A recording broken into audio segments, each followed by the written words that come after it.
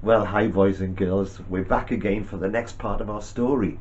Can you remember where we finished off last week, Alfie? No, not with me being mean. We had the story about Elijah, didn't we? And he was by the brook, by the stream, and he was drinking the water, and the birds were bringing him food, but then the brook dried up. And God is sending him on to a new place, a new secret hiding place. Now, before we carry on with the story, Alfie, I've got to ask you something. I noticed that in your room you had a bar of chocolate. You had it given to you. Yeah, I hope you said thank you. Yeah, good. And I noticed you've been enjoying your chocolate and you've got just 2 little squares left. You're saving them for a special occasion. Right, well, I was wondering if you'd give me those 2 squares of chocolate. What do you mean I've got to be joking? You're not going to give it to me? Oh, I was rather hoping I might get a bit of chocolate. But that's what I expected Alfie to say. You see, boys and girls, it's good to share, isn't it? But sometimes when we've only got a little bit left, we're not so happy to share. We don't want to give people our last sweet or our last bit of chocolate. When we've got lots, it's okay to share because we got something left for ourselves. But today is all about sharing. Now let's find out what happened. Elijah was by the brook. The name of the brook was Cherith. And the brook had dried up, and God says, I want you to move, Elijah. I want you to go way up north. It was a long, long walk to a place called Zarephath. Can you remember that name? No, okay, it doesn't matter.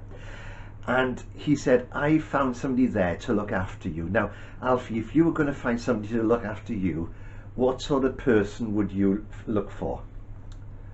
Somebody rich, yeah? Somebody with lots of food in the cupboard? And somebody with lots of chocolate. Yeah, I thought that might come in. Well, you'd think that God would do that, wouldn't you? Find somebody who was rich with lots of money, lots of food, a big house. And God said to Elijah, I found somewhere for you to stay. It's with a widow woman. She's very poor. She hasn't got very much, but she's going to look after you. Now, is that strange? Yeah. I wouldn't have done that, but that's what God did. But Elijah did as he was told. That was the great thing about Elijah, you know. He always did what God told him. I know, he's brilliant, isn't he? And off he went. He travelled all the way up to Zarephath. And there, as he got to the town, just outside the town walls, there was an old widow woman picking up sticks. And God says, that's the one. So he went up to her. He said, excuse me, could you get me a drink of water? She said, of course I will. I'll go and get it now. And he said, while you're doing that, could you make me something to eat as well? And she looked at him, and her face was very, very sad. And she said, I would, but all I've got left is a little bit of flour and a little bit of oil. And I'm going to make a little bit of bread for me and my son, and we're going to eat it, and then all our food is going to be gone. We'll have nothing left. We'll probably starve to death. I think that's quite sad, don't you?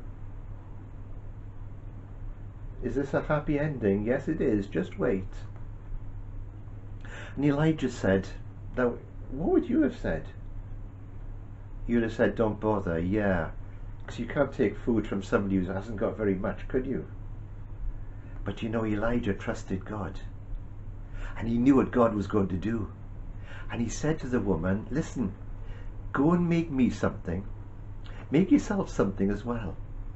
And I promise you that as long as this famine lasts, as long as the rain doesn't come, as long as there's no food coming in from the fields, you will always have something to eat. God has promised. The woman looked at him, and she thought about her little bit of food that was left. And you know what she did? She went away and left him?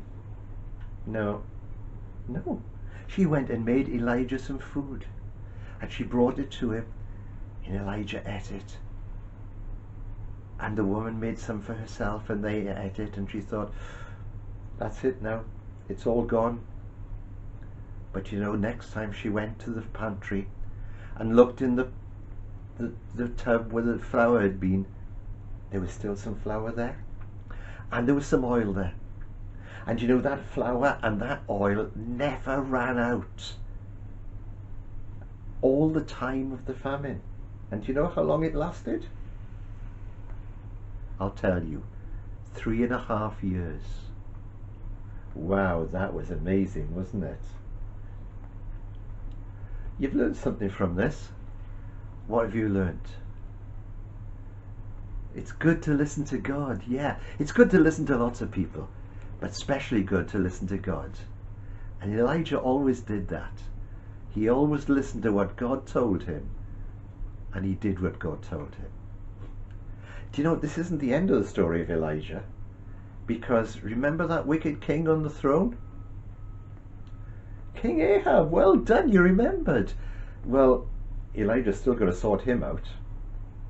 And next week we'll find out what happened to King Ahab. Okay? No, I'm not giving you a hint. You're going to have to wait. Anyway, we'll carry on the story next week. See you then. Bye for now.